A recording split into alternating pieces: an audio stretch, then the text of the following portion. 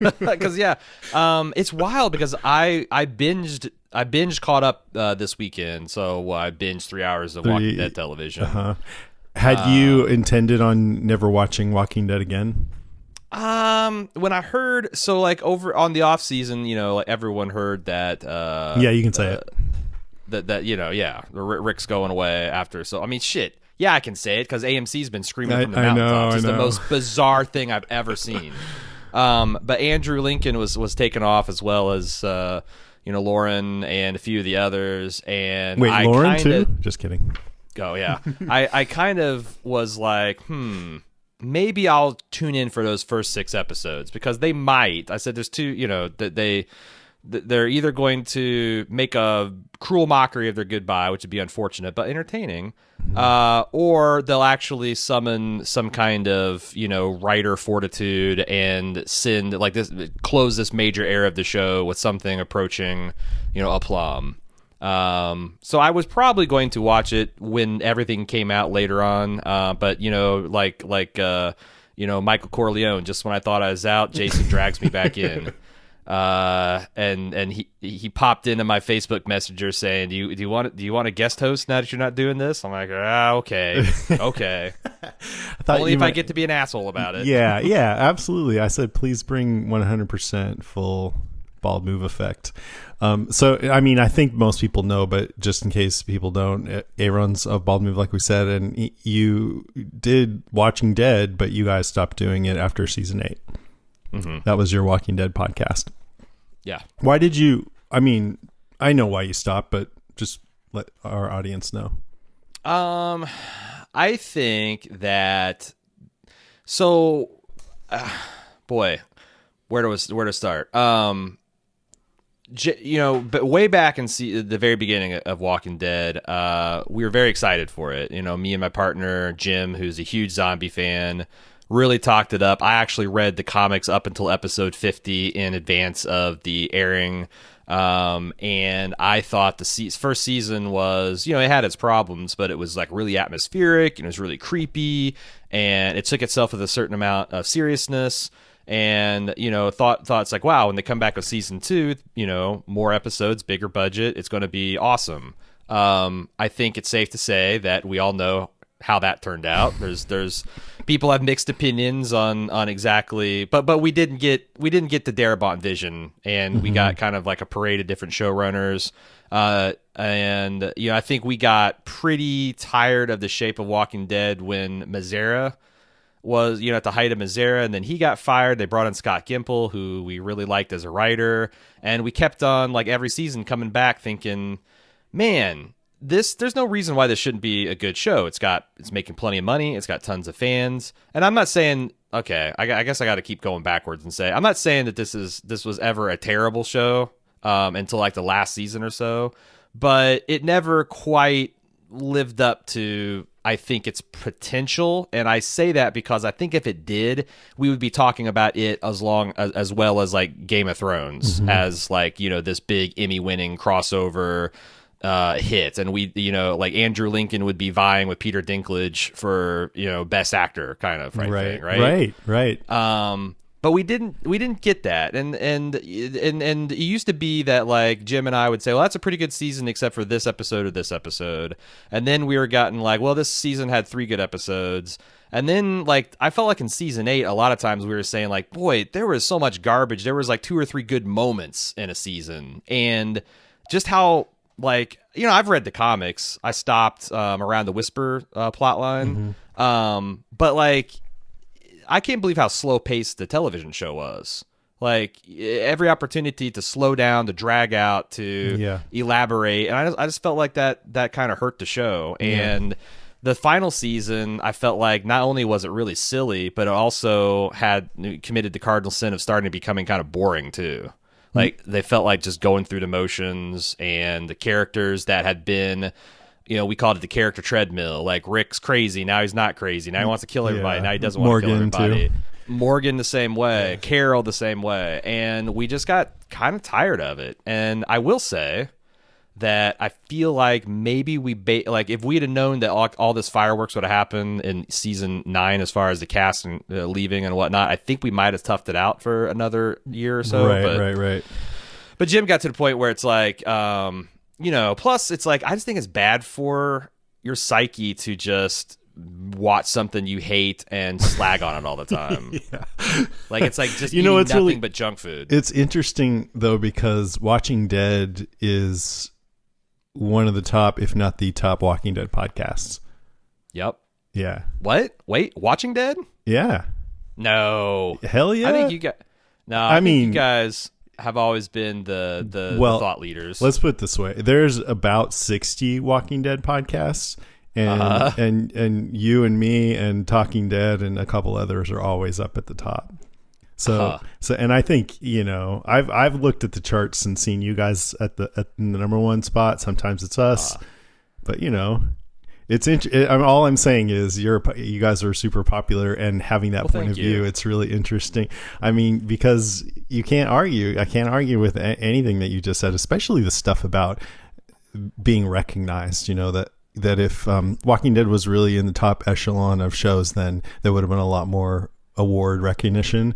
Right. I think, and I don't want to turn this into like a debate or something, but I'm just trying to understand why. I mean, Karen and I, we've definitely found a lot to love about the show, but the last 2 years, I mean, Karen's ready to quit the podcast. Like the last 2 years have not been good for her. She doesn't like the show anymore, and they beat her down. Yeah, it really did. And I think the problem is that Negan was such a big hit in the comics that they just kind of assumed it was going to have the same effect on the show, and so they planned out 2 seasons of Negan, and that was a big mistake.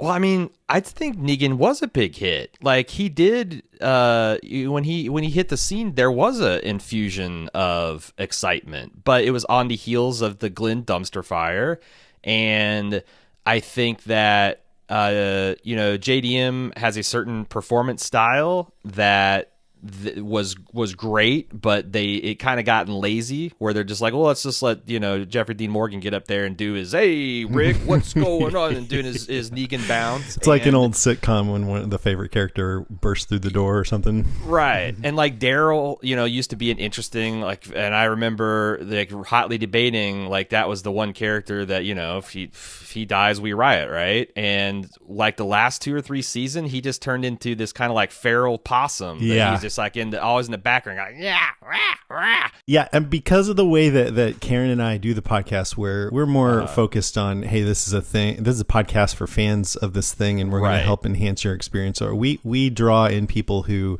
love the show more, I would say. But over the last couple of seasons, I've heard a lot of complaints from our audience and Daryl too. Like even women who are in love with Daryl, like, I don't like him so much anymore.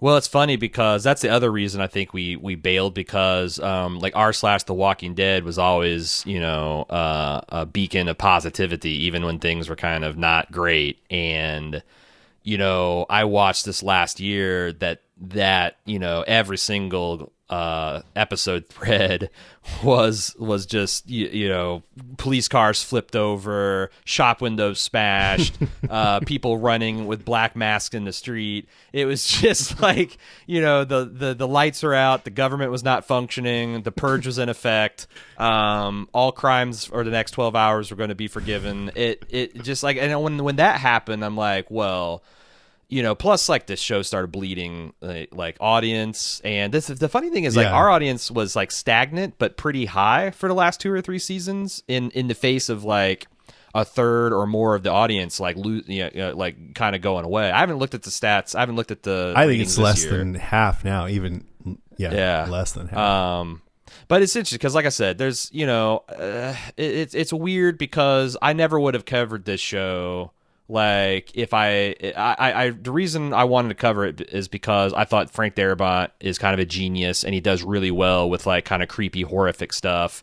And I thought he would that was an exciting choice for showrunner, a generic zombie show that kind of spins its wheels and kind of trades in zombie set piece of the week. I just nothing that I was super interested in, but I will say that. I'm very proud of the 8 seasons we did. We did, I mean, and Walking Dead probably consistently the most fun podcast we did because it allowed us to do crazy voices and skits and just kind of like really, really tee off on it every once in a while and like really get something in between our bits and just shake it and worry it. And that was a lot of fun, like kind of dogpiling on stuff like Glenn hiding under a dumpster for however many episodes. And that was fun, and I kind of miss it because that was kind of like the only thing that we really did that on. That was the only show that we kind of hate watched. Well, maybe you can go back home for the next hour and a half here. Yeah. So let's get on with it. Actually, I am curious. So you just binged the first 3 hours of the season. Just in general, what did you think about the first 2 hours? So this might be shocking to people wondering, waiting for me to really uncork on it, but I actually was shocked at how much fun I had with it. I thought that this was a return to like season 3, season 4 form of The Walking Dead, where yes, there would be some monumentally stupid things that happened each episode, but I was actually intrigued by the premise, where they were going. I felt like there's some fresh new direction taking place, and honestly, that counts for a lot with me. Yeah, like absolutely. I'm not watching Morgan decide whether the human life has value for the third time. I'm not waiting to see if, Rick is going to, be a hard ass again or whether he's going to let someone slide. I think he's stuck in the let things slide position until until he gets written out in a couple episodes. But, like I said, I still think that the fact that they think it's necessary to have this big elaborate zombie set piece each week, I think I would like to show more if they allowed some of the human drama and the human interest to shine through, and just like maybe every 3 or 4 weeks have a big zombie set piece. But it's like, I want a show I really like this year is The Expanse. Science fiction show. It's really good. They don't have a space battle every week.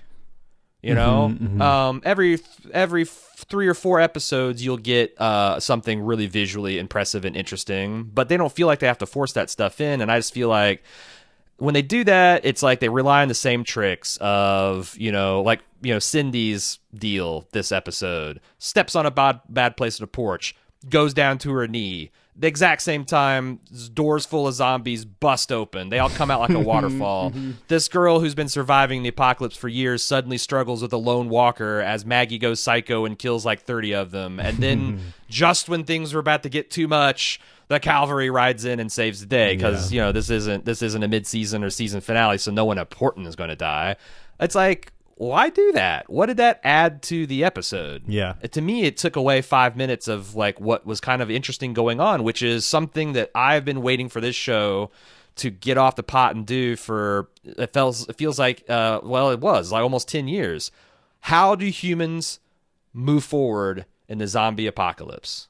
How do they reclaim their environment? How do political trends reemerge? Like I was always skeptical that like warlords and feudalism would break out long term because people have living memories of a functional democracy.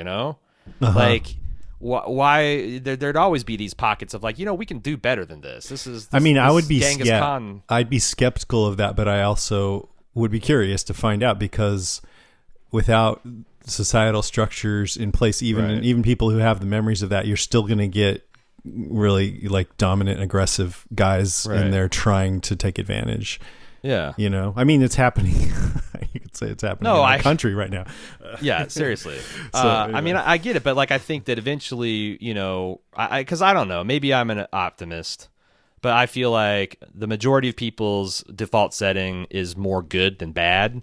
There's certainly ignorance. There's certainly lazy thinking. There's certainly appeals to emotion that people get caught up in. But like, we see time and time again in natural disasters, post-war eras, like people want to come together. 9/11. People want exactly. People, it's like, look, Mr. Rogers always said, whenever he didn't say it this way, but whenever shit breaks bad, look for the helpers. And there's always a hell of a lot more helpers than there are people down there trying to take advantage of the situation. And if you multiply that across all of humanity, I feel like like one of the things I've always had a problem with is that like Rick's band is this unique group of people that like care for each other, look after each other, and everybody else is a bunch of tribal taking rapist assholes like that.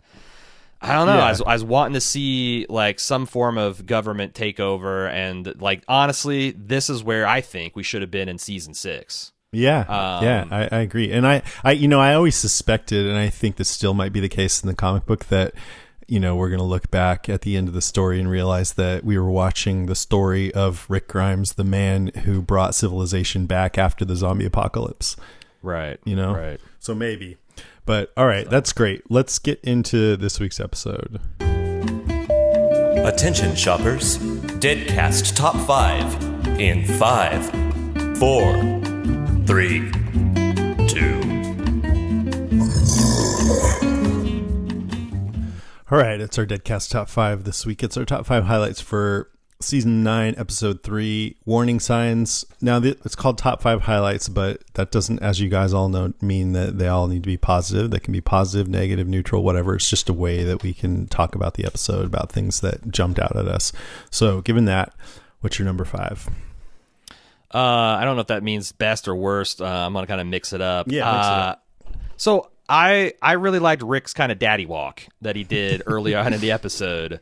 I really like what they did with the handprints on the porch. How like he cut out that section that Carl did with Judith right before he died, and he's mounted it in the stairs, and it's something he passes and kind of like touches, and it's like 2 upwards pointing arrows.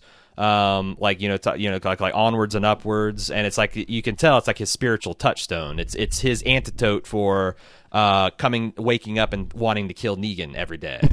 like remembering that and him. Yeah, it's like his motivational poster kind of thing. Yeah, it's like all the players in Notre Dame touching the play like a champion or whatever. it's like, hey, that's right. Carl wants me to try to figure this stuff out. He doesn't want me to just pull the python and go to work.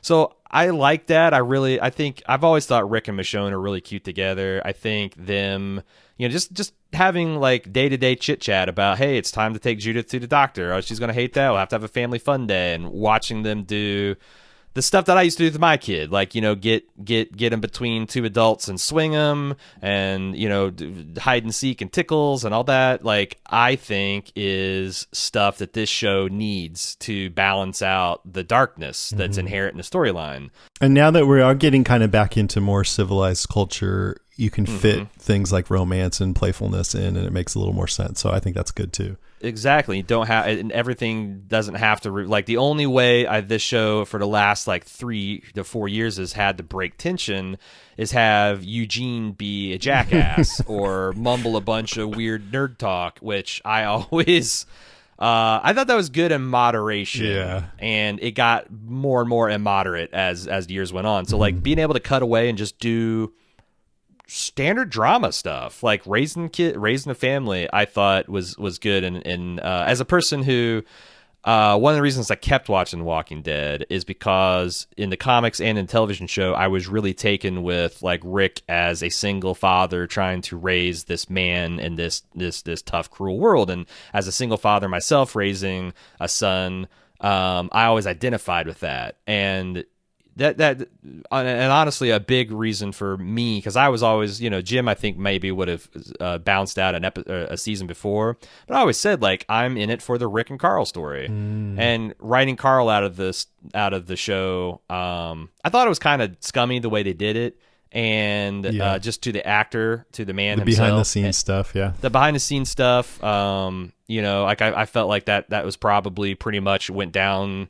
Maybe he embellished a little bit, but I've seen this show do people dirty before. And then the fact that they broke that dynamic with Rick and his son, I definitely lost a lot of interest. So seeing Rick, have some stuff and fun stuff to do with Michonne and Judith, was good. I liked it. Me too. Yeah, at first I thought, oh man, maybe this is a little sappy, but then I felt myself totally getting taken in by it, and that actually leads right into my number 5, which is the title of the episode, Warning Signs, because I like this. I think this is the show being kind of self-aware, because that whole sequence is a warning sign. It means it spells the end for Rick, because this is his final moment of happiness before his intestines get chewed out by a zombie or something. Mm-hmm. You know what I mean? So at the same time that it's really touching and nice, I'm sure most people watching were like, oh, fuck, we're about to lose this guy. And this just like puts a cap on it right here, because this is exactly the kind of thing that this show does. They let the characters have some kind of a moment before the end. And then to top that off, them talking about having a baby, Rick and Michonne. It's like, oh God, this is so bittersweet. But it was a touching moment, that moment too, of the little clever thing about, oh, you're gonna stop me from planning for civilization, and then he's got, well, I got a plan, or whatever it was they said. It's cute. And so she's writing her charter, and also he mentioned that it's good that you're leading Alexandria. So I feel like this is maybe a sign of him handing the reins over to her a little bit, and that maybe she'll be much more, I mean, she's already important in the show, but maybe she'll be much more of a leader after he leaves. Yeah, it will be interesting because, with the casting news we got, we know that a lot of the management of the various civilizations are going to be shuffled around. And, there's going to have to be people stand up. And Michonne's one of the better ones, honestly. Mm-hmm. I always thought she had a lot of innate leadership qualities. She just was too damaged. Yeah. And not trusting enough in the early going seasons. But honestly, she's one of the, I think, smarter and more with it characters, and like the character that I felt like the writers did the least amount of damage to in the last season or two. I could see that. Her taking over Alexandria, protecting Judith. I think that would be interesting because it's also a nice parallel to Rick, who we know that Judith is actually Shane's child, not his. So now there's something kind of beautiful about like the whole "it takes a village," like this. The parents that this baby's going to grow up with are going to likely remember is going to be Michonne. Yeah. Right. She's not going to remember Carl. She's not going to remember Rick. Did you see the whole web series Red Machete? Dude, no, I don't. I mean, I don't. I can't. I don't know. I watched everything that was between the freaking commercials when we were doing the live watches for this every week, and I saw like I don't know if the web series makes it all worth it, but I thought Red Machete is about. Oh, good God. It's one of the dumber concepts I've seen him try to float to keep people watching commercials. Well, I mean, I was just thinking, the Red Machete is about this red machete being passed from owner to owner, and this is like totally dark, but I was just thinking about that when you were talking about Judith. Did Judith is she the one that ultimately ends up with the red machete? No, but she's like a little red machete herself. Like she used to be with Shane, and now, right? But anyway, right. yeah, and she, oh man, that actress is so cute. Like I don't know, oh yeah, I mean, she's gonna grow up fast, so they'll probably have to get somebody else after a while. But she's really killing it right now. Yeah. Okay, what's your number 4? Fucking Jed and his tomato stealing ways. I don't understand why this behavior is tolerated. Like, I get it that they're all pinched because some of their own people have walked on the job and like mysteriously disappeared. Which I thought the whole idea of that was that they were going to like, they're going to have a splinter offshoot saviors that are like prowling the woods and doing this, that, and the other. I kind of was relieved to see them subvert that expectation and just have the Oceanside ladies get some justice. Yeah. But like, what I don't understand is like eventually his own group is the one that tells him knock it off. Barcode Neck, whatever her name is, I don't understand why as soon as he starts rifling through the tomato tribute, why she's like, look, Jed, stop it. We have no weapons. These guys have all the weapons. They had no reason at all to let us live at all. And that's like, their leaders are paying a political price for this. What the hell? Knock it off. Like, it's just, I don't know. Cause it's not like a serious grievance. Like, hey, we're scared. We need to protect ourselves. It's like this bullshit intimidation. It's Negan without the bat, without the army of dudes with guns. And I just, every single time I see it and Maggie has to swallow the shit, I'm like, I don't buy it. I think Maggie just blows his head off after about 3 seconds of that. Well, in that moment, I think a lot of times on this show, they're halfway paying attention to what people would really be feeling and thinking, and also just tuned into how the audience is, and so we're still thinking of the saviors as these bad guys that could, maybe we need to be afraid of. And so in that moment, it felt like that's where Maggie was too. Like she was kind of afraid of this guy, but she did call him on it. Mm-hmm. She said, "Are you gonna? What did she say? You're gonna have to mark that down for yourself, or whatever." Right. Which is a hall monitor response to a guy who brought a gun to school, I think. But yeah, I mean, it was interesting. Like I think it was the first scene you see Rick picking a tomato, and then to have this guy go and eat one. But it did made me think of Negan. I mean, it's totally offensive, not just because food is scarce and you can't just go eating it, but also because that's what Negan used to do, just take whatever the hell he wanted. Yeah. But I mean, on the other side, I could see the saviors, they have their weapons taken away and now they're being hunted, and they're not sure if, they know that everyone has reason to hate them. So they don't know if they can trust. They're totally vulnerable. And the people that they're vulnerable to are ones that used to be their enemies, and for good reason. So I can definitely see the saviors reacting in ways that are kind of like a rat trapped in the corner. Mm-hmm. They're going to be fight or flight response. I just feel like there is a better way to tell this particular kind of like insurrection within an insurrection story. Maybe like make these characters more into actual characters. Like they're having conspiratorial late night fire around the campfire discussions about, Crazy Rick and how he must be doing this or that. And because I think they did a good job in the first few episodes, to your point about the savior remnants being the bad guys, is like, they did a good job of showing them mixed in with all the communities. And like even neck barcode had like, found happiness with another woman, and they were all seemingly reintegrating to this place. And I felt like, the first little hitch, they went from 0 to 10, like zero to the Negan in a snap of the finger. And it's also weird because like, Maggie hung Gregory, which is awesome. But there's this air of like, really the communities can kind of do whatever they want because they don't have a constitution, they don't have a charter, right? Yeah. So like, what's the weird Maggie ended last season openly scheming against the reign of Rick Grimes, and she just did something utterly badass and like old Wild West justice. And now she's sitting here and taking this. I just don't. It's like, what is the rule? Like why? Why is Daryl and Maggie having such hard time, confronting these guys and like killing them? Like what is staying their hand? Do they deep down really think that Rick is right? I mean, I think the point of these 3 episodes is that Maggie did that thing. Maggie hung Gregory, and then Michonne was there trying to convince Maggie we need to have a charter where we all agree. And Maggie's like, well, I'm not going to give up my sovereignty, but she's sort of trying to give an olive branch out there to Rick to try. She even had a conversation in this episode. I forget. I think it was with Daryl or somebody saying, this will be better for my baby Herschel if we do things Rick's way. Right. So she's trying to see it his way. That's where it is. And then by the end of this episode, she's like, nope, we tried it and it didn't work.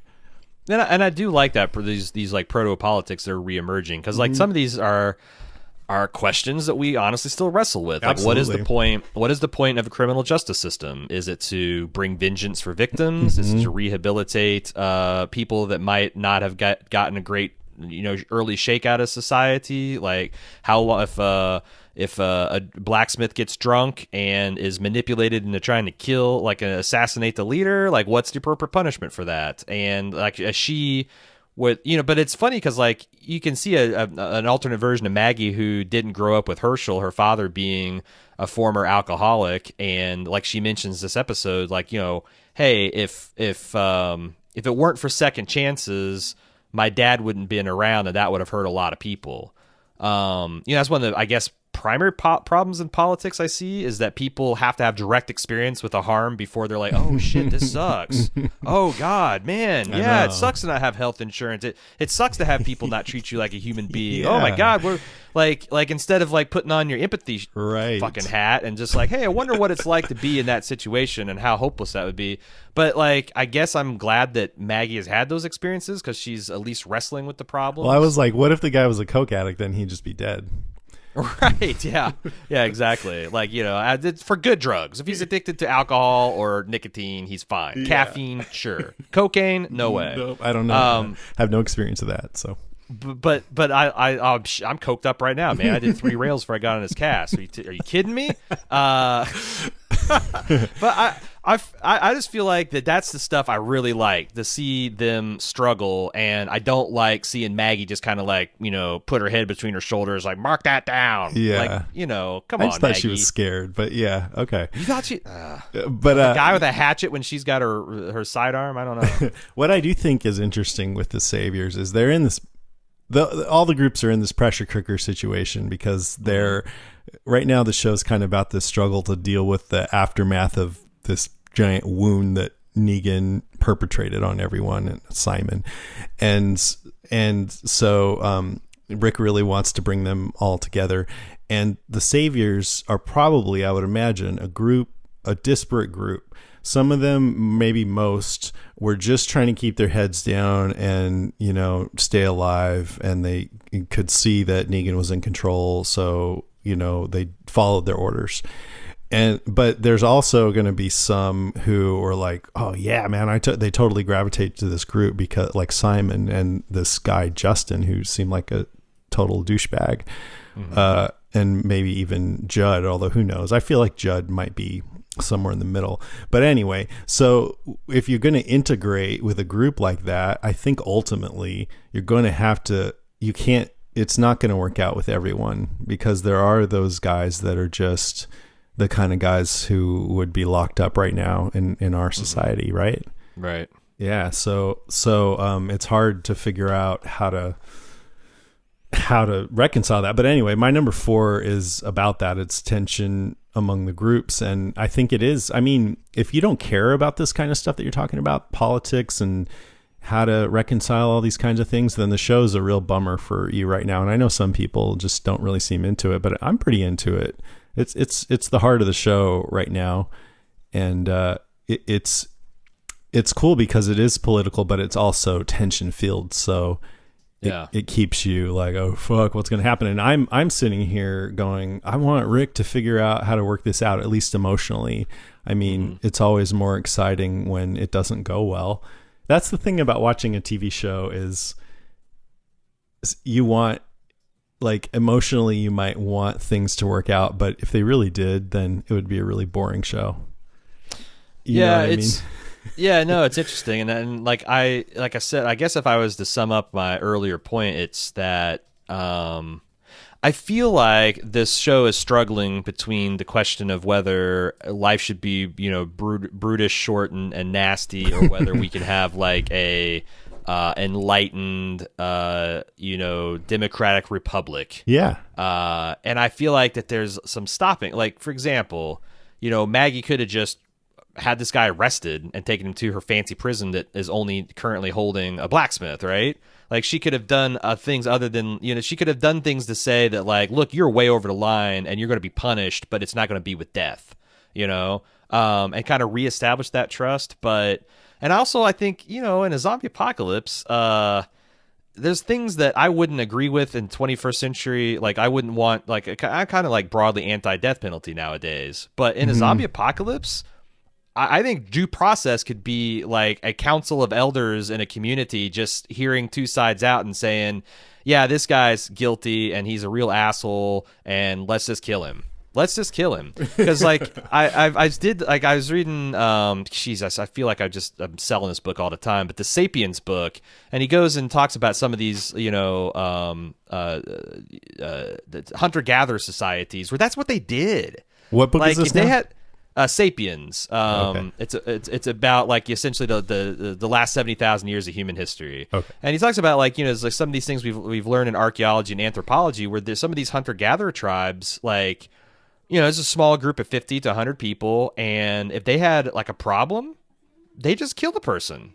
Mm-hmm. And that was it, and unity was restored in the tribe because that guy was an asshole, and like it didn't hurt their ability to be empathetic and to love each other. It's just like we got a little square pit. It's a square peg and a round hole, and we're just going to kill him. We're just going to kill him. And Would get they rid of ever excommunicate?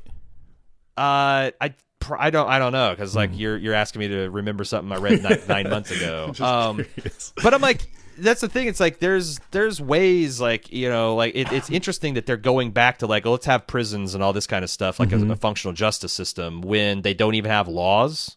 Yeah, well, they're working on it. Yeah, we're seeing it the is. It's beginnings of it.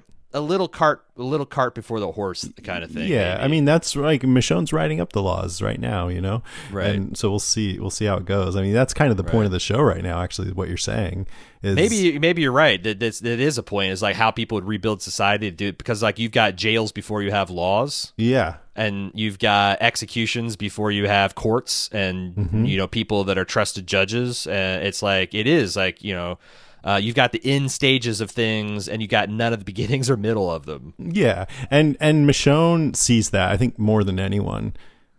She's like, hold on, we got to hurry up and get this thing written. Yeah. But one thing I've definitely learned from this podcast is if you and I ever hang out, I will not eat your tomatoes without permission. Yeah. Actually, I actually hate tomatoes. You can have. I'd probably voluntarily give them to you. Okay.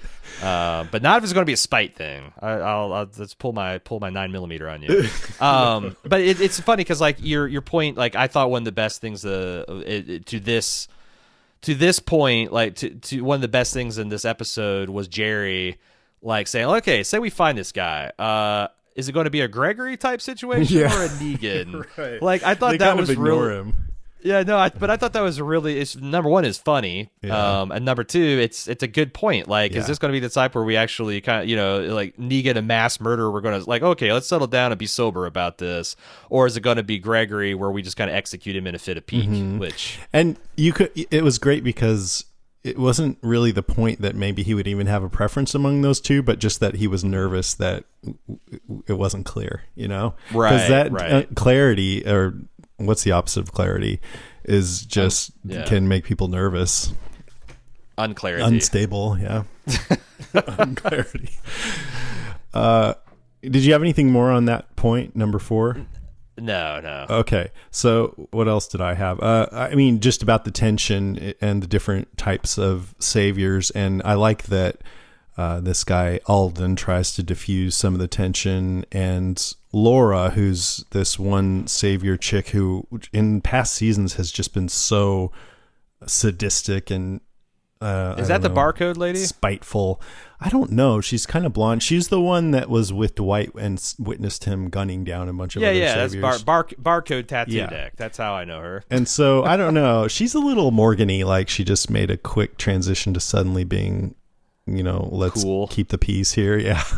But it's at least interesting because I think if anyone, at least in the short term, would be successful in diffusing some of the tension, it would be other saviors saying, come on, let's try to make this work. But I absolutely don't blame the ones who are like, no, man, we got to do something here because this is no good. Because it's interesting because they're like, we're vulnerable, we have no weapons, our people are disappearing, and the people around us hate us and have reason to kill us.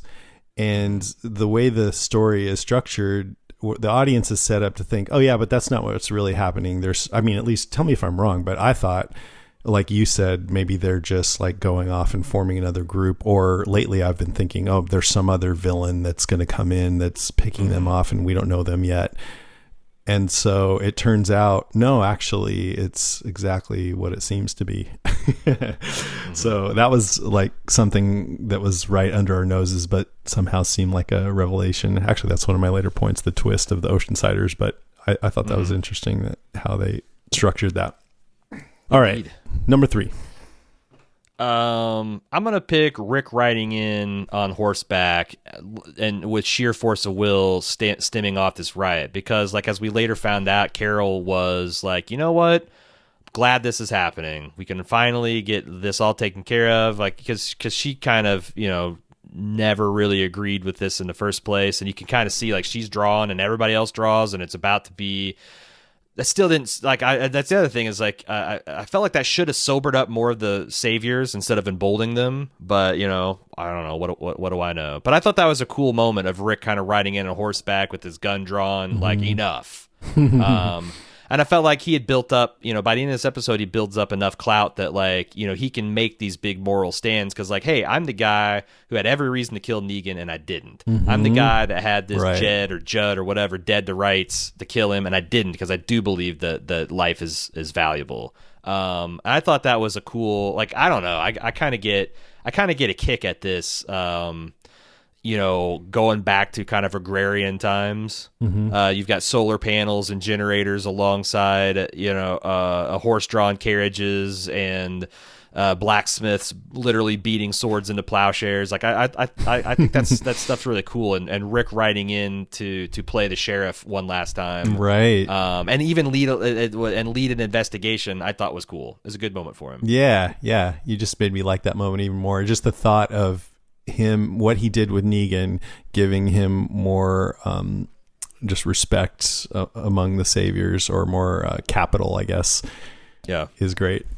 The other cool thing about that is like our first introduction to Rick Grimes is him eschewing his patrol car and for a horse and riding that into downtown Atlanta and to get into danger. And it seems like that he's going to ride. He rode his way into the series, he's riding his way out of the series. I think that's also like he started off as a sheriff on horseback. He's going to end up as a sheriff on horseback because that's kind of his role in this episode. So grudging respect to the writing staff of The Walking Dead for bringing that around like that. Yeah, it sounds like you actually totally love the episode, but okay. I mean, yeah, like I said, I love it as much as any given season 3, season 4 episode. Cool. So, do you have any speculation on how Rick will go out? I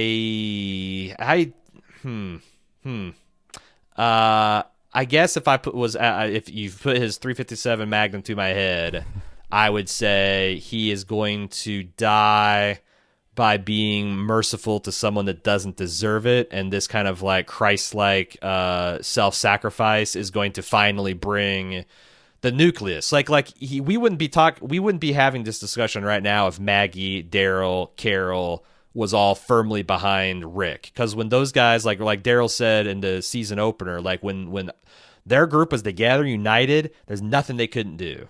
And with that kind of leadership and that kind of, it's not just sage, wise leadership. It's also they're badasses in their own right. If they were all lined up and on Team Rick, we wouldn't be having any of these discussions. Right. So I guess his death, and probably Maggie's too, is going to galvanize the Michonnes, the Carols, and the Daryls of the world to be like, you know what? We got to stop fucking around and we got to make this work. What do you think? I would hope so. I mean, I feel like the rift between Rick and Maggie is important, and that's going to have something to do with his death, and Maggie might be somehow directly or indirectly responsible for it. That's vague, but I feel like it's going to be something in there. It's so weird that they are going to potentially kill off Rick, but you'll still have Negan in the prison. I know.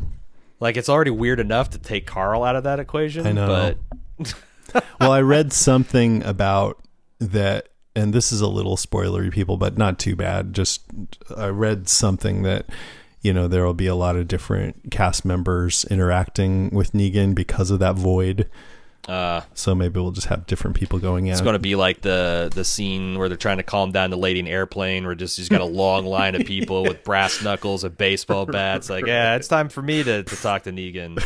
But I do think, because like as you've surmised, I like these episodes more than I thought I would. Yeah. I'm kind of worried if I was a Walking Dead fan, if I was on r/The Walking Dead riding high, I would really worry about this being, because like when Stars And they're on their main sequence and they're busy fusing hydrogen into helium. Everything's all hunky dory. And then like it runs out and it starts out fusing helium into whatever, oxygen or neon or whatever it is.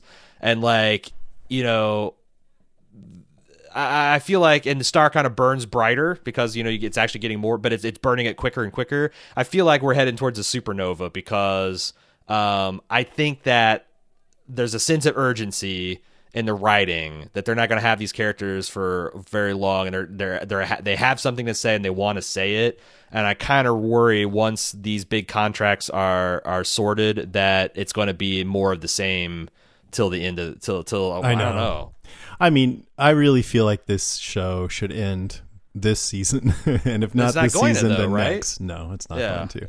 Yeah, we you're know right. But one thing, it's already been renewed for season 10, right? Probably, yeah.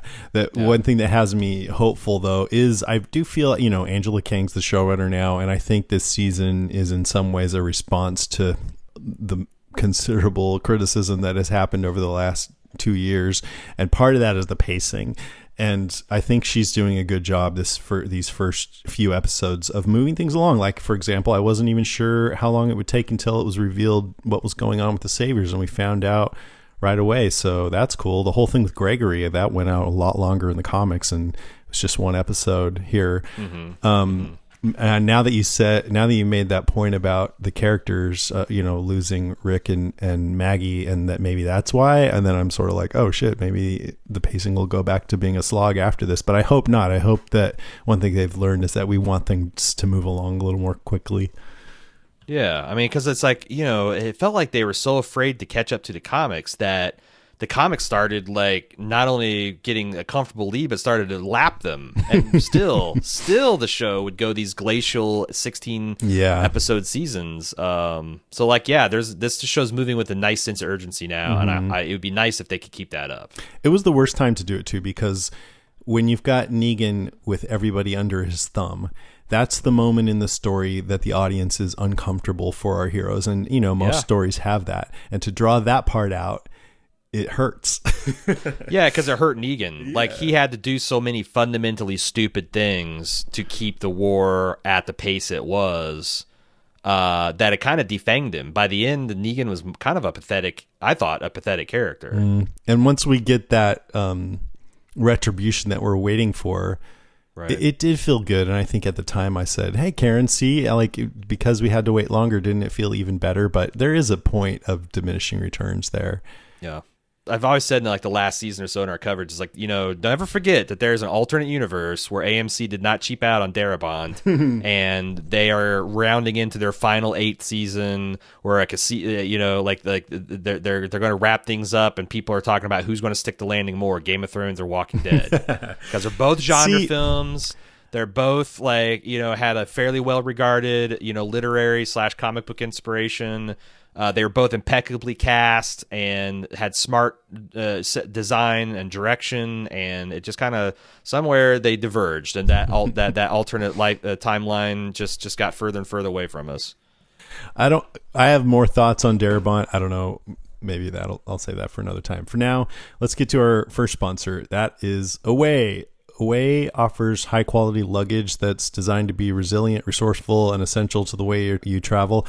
I'm stoked to have Away as a sponsor again. We had them a while back because I travel a lot for WalkStalkerCon. I go, 10 times a year, and I got one of these a few months ago, and I love it. It's great because it's got a cool look to it, and it's super light. I got the carry-on, and I used to take a full bag and then I'd have to stick around and wait for the baggage claim and everything. But they have these little cinches that you use to pack things in, and they have it compartmentalized so it's easy to organize. And I decided I'm just going to try to just have my carry-on, and it's worked great. It's got a distinct look that's cool. It's got all these different colors so you can personalize it. They have all different sizes.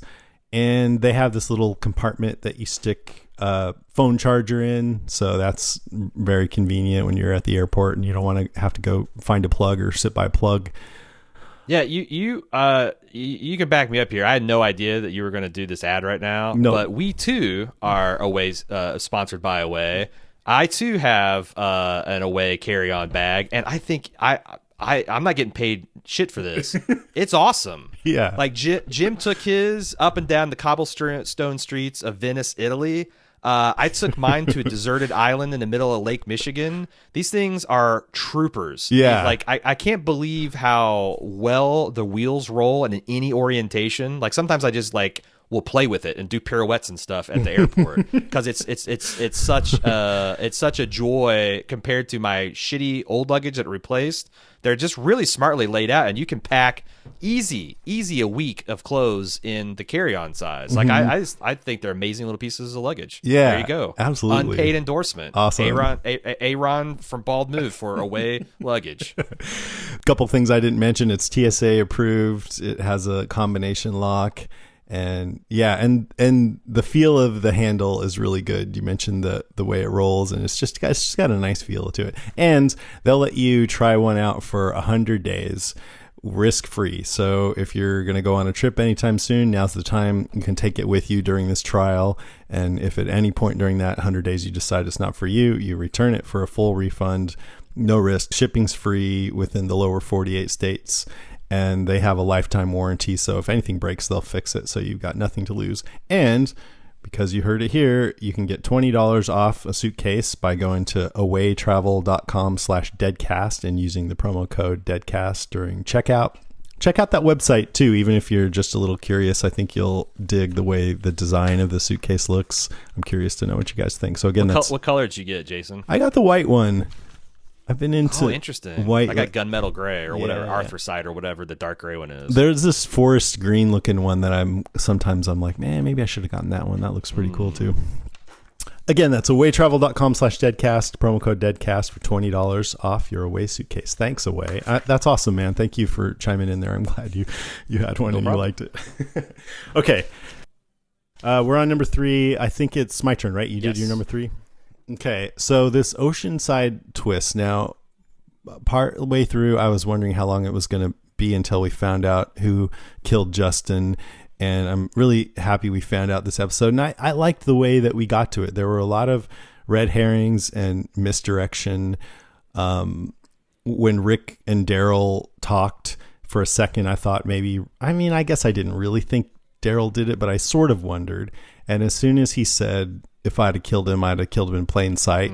I thought, yeah, that totally rings true. So, right. And he wouldn't lie to Rick about it. Yeah, and that was just a nice little conversation too, where Rick's going on, and Daryl's like, "What do you say? Is this the kind of thing you used to do all the time?" Yeah, when I had to. And then the whole thing with Cindy, she seemed to have. She's had a few moments with Daryl lately. A couple of episodes, she was really grieving hard, and Daryl was there. And then this episode, I kept thinking, are they like going to be a thing or something? You know, what's going on there? So that's where my mind went with that. Daryl does like him young. He's got Beth and it's carried a torch for her, and then now Cindy. And you always wonder, it's been 9 years, will Daryl ever, like anybody like that? And then Jerry, when he, like you mentioned, asked, is this going to be a Gregor thing or a Negan thing? Cindy piped in and says, well, whoever it is, when the time comes, they'll get what they deserve. And so on second watch, you realize she's probably saying, okay, I'll accept responsibility, or maybe she just thinks she deserves a medal for it or something. But it was interesting that she was the one who said that. It totally didn't make me think that did you suspect the Oceansiders at any point? No, and that's what I'm saying. Like, this was, even if you love The Walking Dead, you know damn well the last 2 years, if this had been a regular business as usual, this would have been a mystery that stretched 5 episodes, and